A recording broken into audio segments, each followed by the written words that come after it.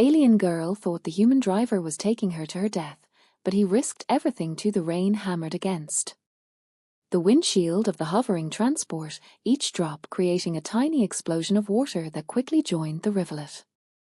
Streaming down the glass through the downpour, the desolate landscape of terrace stretched out like a nightmare.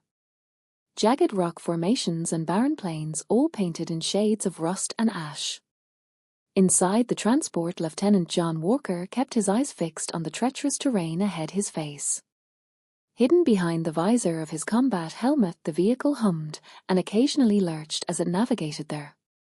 Uneven ground, its anti-grav system struggling against the planet's unusual magnetic fields in the passenger seat.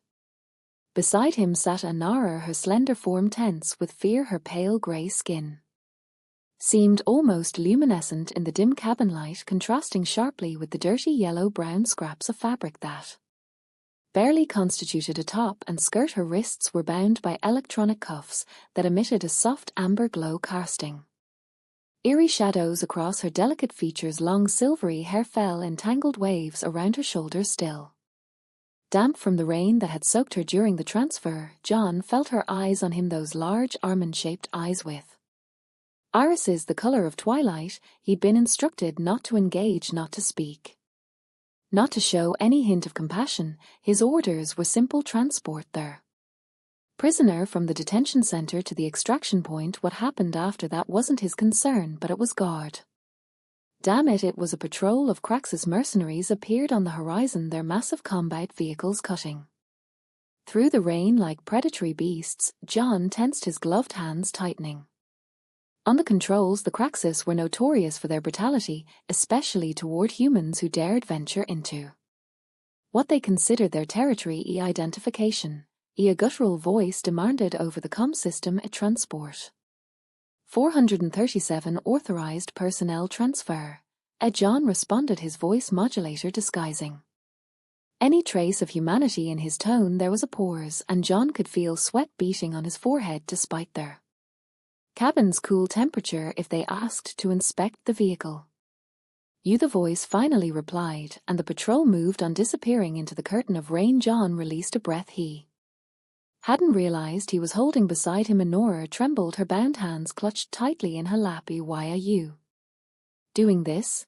She whispered, her voice barely audible over the patter of rain and the hum of the engine. For a long moment John said nothing. Protocol dictated that he maintain silence, that he remained the faceless enforcer tasked with delivering this alien woman to whatever fate awaited her. But something in her voice, the raw fear, their resignation, made something crack inside him. With a decisive motion he raised his visor, revealing his face to her for the first time. His eyes, a deep brown that appeared almost black in the dim light, met hers with unwavering intensity. Sometimes, he said, his natural voice rough from disuse, to save someone you have to pretend to be a monster. I swore to get you out of here, no matter the cost. Confusion flickered across Anara's features, followed by the first fragile bloom of hope. You're helping me.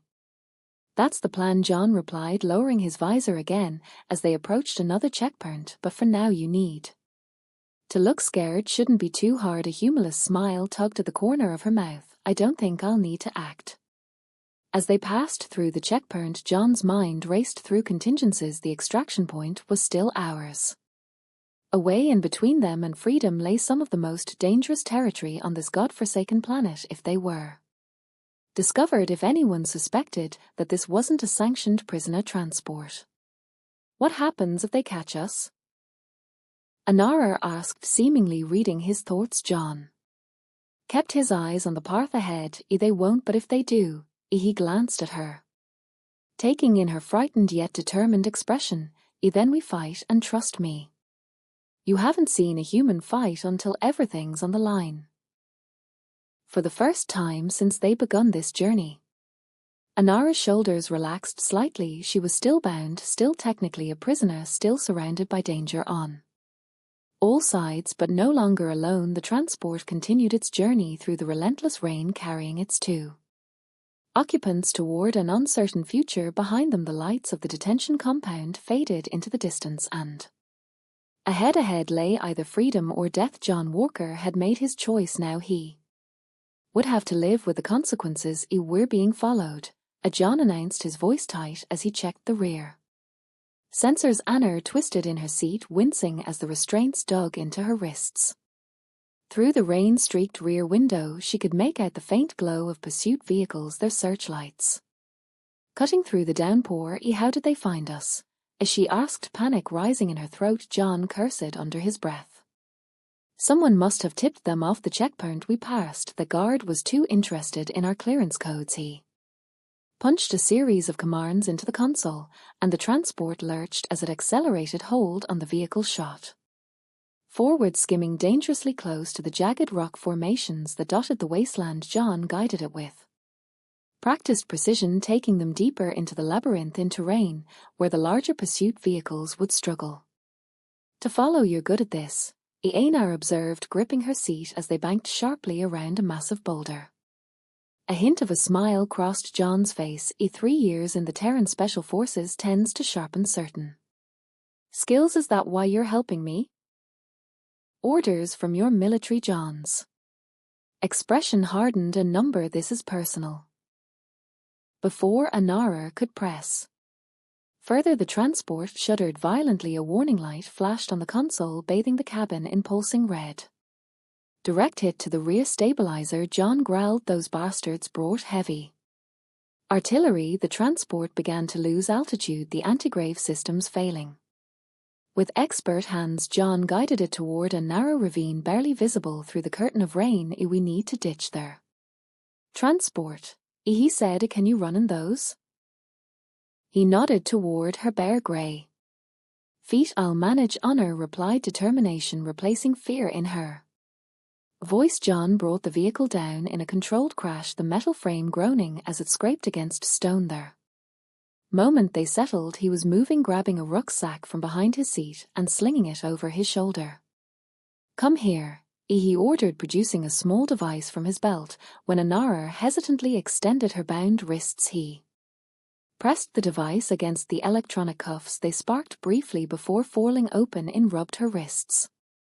Staring at him in surprise. You had the key all along. Not exactly a key, more like a universal override. Cost me 3 months' pay on the black market. He handed her a compact pulse pistol. Ever used one of these? She took the weapon, her slender fingers wrapping around it with unexpected familiarity. My people aren't as helpless as the cracks propaganda suggests. Good, follow me, stay low and shoot anything that isn't me. They exited the transport into the punishing rain. The ravine offered some shelter from their wind, but the ground was slick with mud and loose stones. John led the way, his helmet's enhanced vision cutting through the gloom behind them. The sounds of pursuit grew louder, the whine of engines, the barked commands, and the harsh cracks tongue their deploying trackers. John said, checking a device on his wrist. We need to move faster. They pushed on through the ravine, which gradually widened into a valley dotted with the skeletal remains of ancient trees. There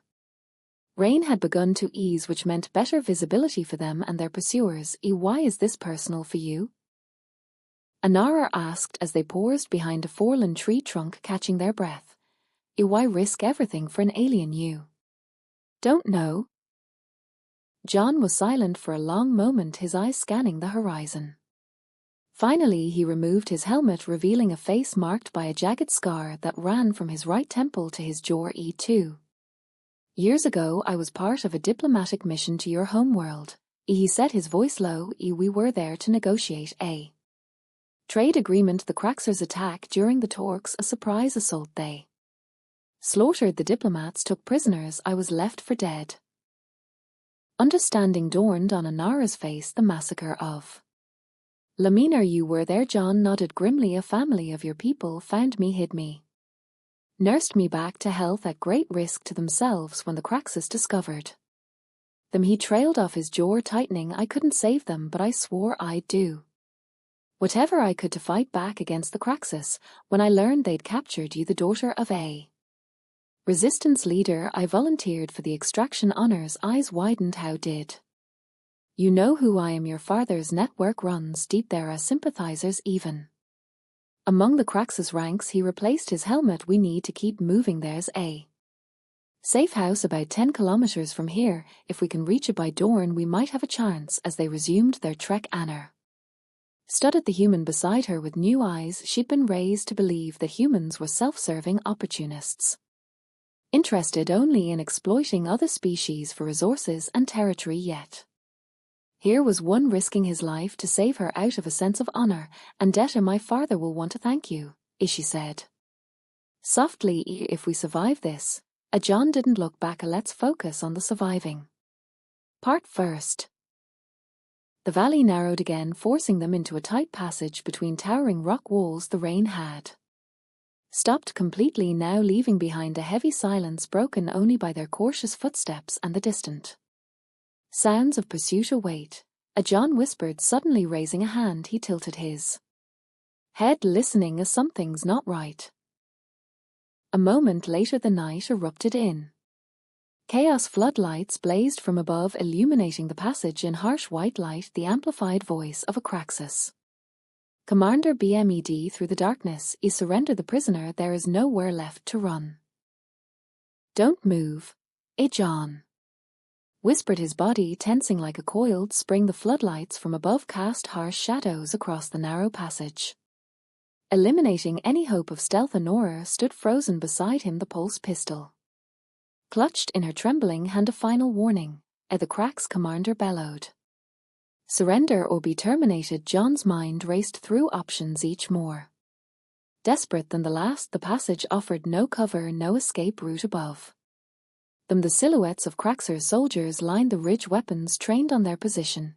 "I have an idea," Ionara whispered, her eyes fixed on the rocky ground beneath her feet.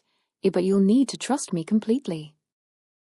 Before John could respond, she dropped to her knees and pressed her palms against the earth, her eyes closed in concentration, and a faint luminescence began to spread from her fingertips into the ground. "What are you?" "My people have a connection to mineral elements," as she explained hurriedly, her voice strained. "We can persuade them briefly." The ground beneath them trembled. At first, it was barely perceptible, a vibration that might have been mistaken for the rumble of approaching vehicles. Then it intensified, the tremors growing stronger until loose stones began to dance around their feet. Above them, the cracks of soldiers shifted uneasily. "What trickery is this?" their commander demanded, but uncertainty had crept into his voice. Anara looked up at John, her face pale with exertion. "When I say run, head for that outcropping." She nodded toward a jutting formation about 20 m ahead. "And whatever happens, don't stop." The trembling intensified, cracks appearing in the passage walls. Their cracks began to fire wildly, energy bolts sizzling against stone as their targets became obscured by rising dust. "A run!" Anara shouted, lurching to her feet. John grabbed her arm, and they sprinted forward as the world seemed to collapse around them. Behind them, the passage floor buckled and split, a chasm opening where they had stood moments before. The Craxus troops on the ridge scrambled for stable ground as sections of the cliff face sheared away. They reached the outcropping just as a massive section of the passage ceiling came down, sealing off the way behind them. The dust cloud enveloped them, providing momentary concealment from any surviving pursuers.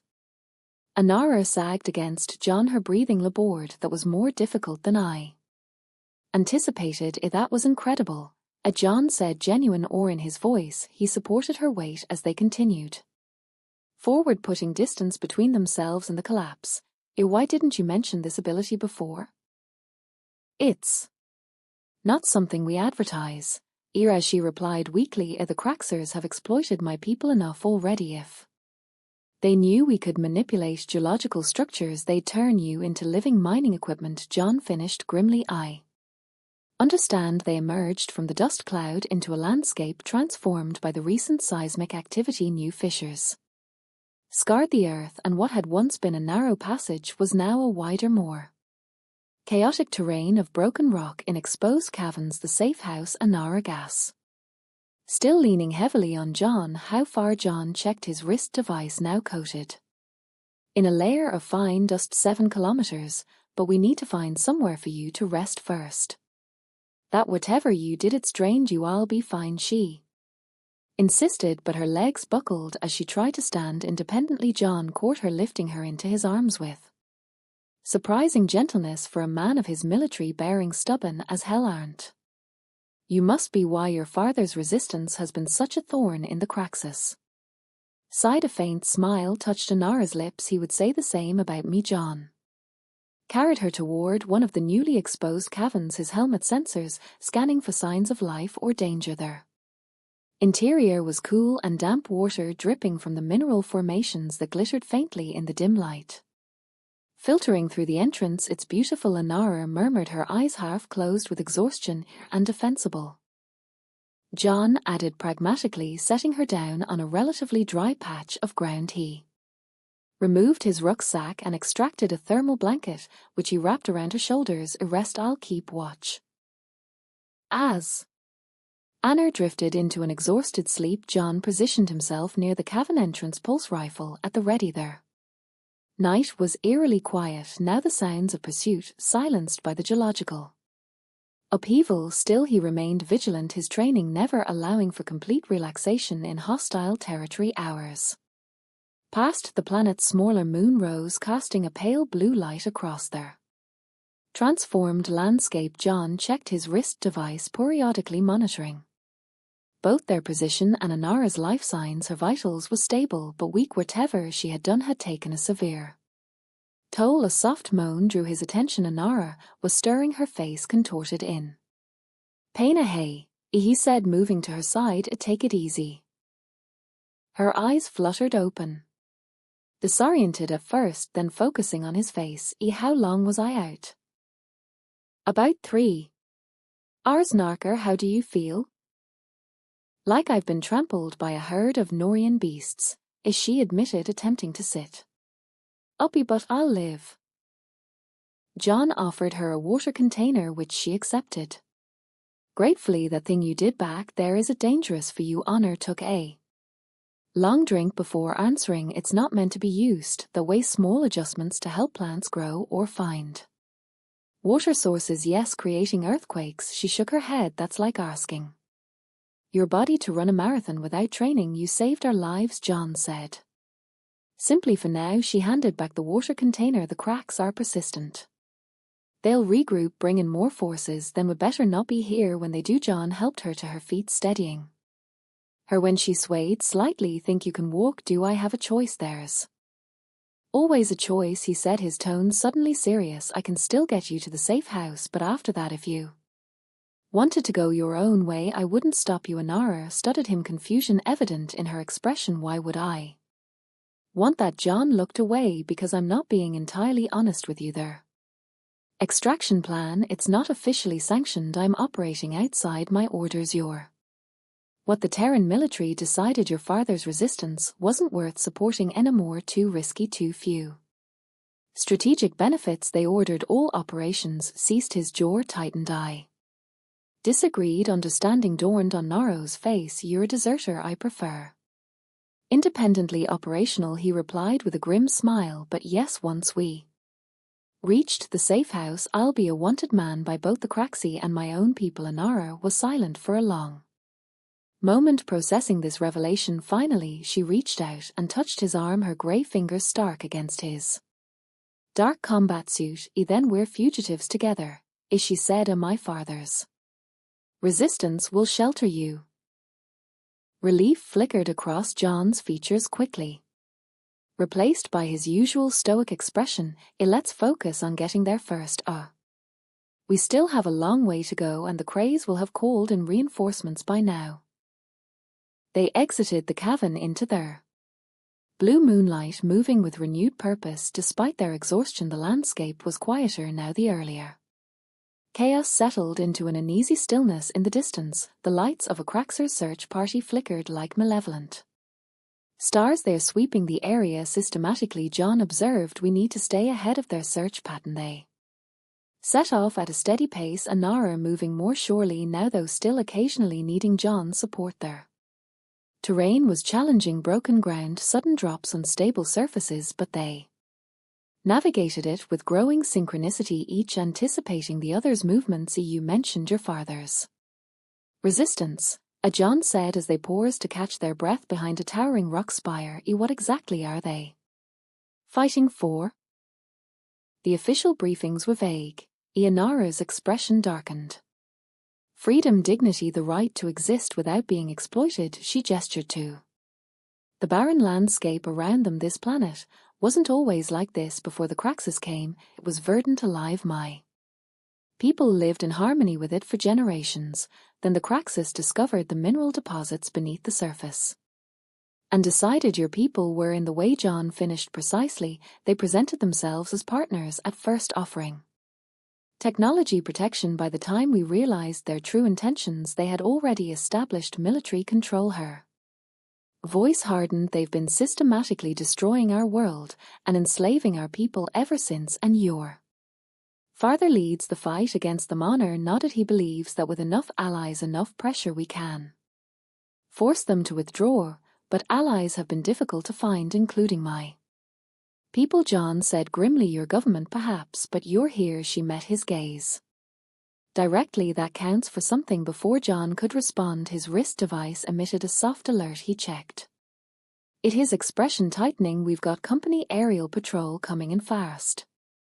From the east, they pressed themselves against the rock spire as a Craxus scout ship roared overhead, its searchlights sweeping the terrain below. For a heart-topping moment, the light passed directly over their position, but the ship continued on its predetermined search pattern. That was too close.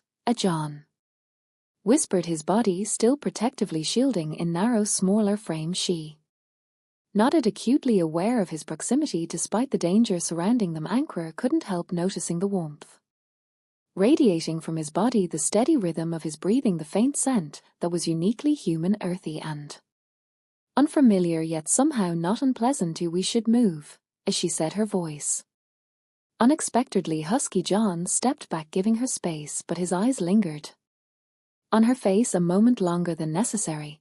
The safe house is still a few hours away. Think you can make it?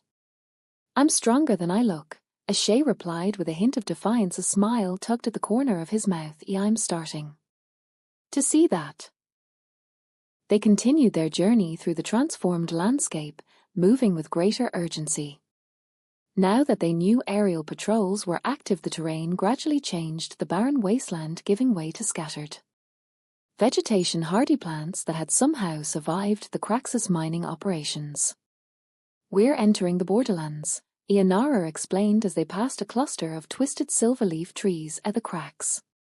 Haven't completely devastated this region yet. Why not? The mineral deposits are less concentrated here, not worth the effort in their estimation. A bitter edge crept into her voice. At least some of our world remains.